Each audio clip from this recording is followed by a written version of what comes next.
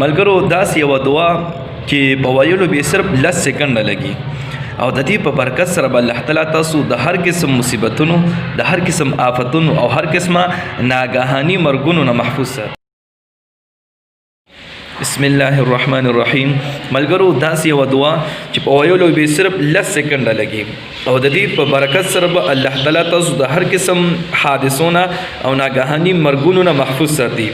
سوچو کو سمې عزتمندو نن سبا د حادثې او ناګهاني مرګونه انتهایی زیات شوي دي.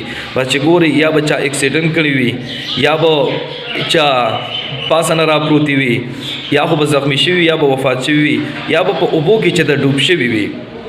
نو دا ناګهاني مرګونه او حادثات انتهایی زیات شوي دي.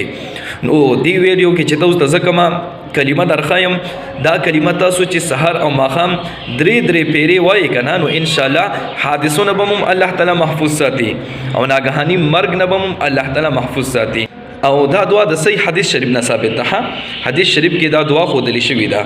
نو دعا ته وخت شي اوس یاد کوي او نن د دې د ویلو اهتمام شروع کوي. ټیک ده جی ها. نو دعا دا سیدا دعا ته وخت شي تاسو په سحر او ماخام دا دعا 3 پیری وای بسم الله الذي لا يضر مع اسمه شيء في الارض ولا في السماء وهو السميع العليم. دا دعا دا سحر او ماخام 3 پیری وای. ټیک ده جی. سحر مانځنه بعد 3 پیری وای او ماخام مانځنه بعد 3 پیری وای. ټیک ده جی.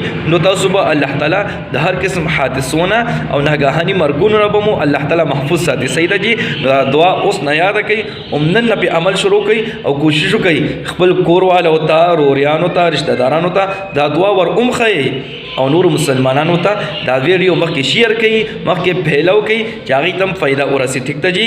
الله رب العزت مو خوشحاله باد ساته. دعاګانې کوي دعاګانې به کوو. الله پامان.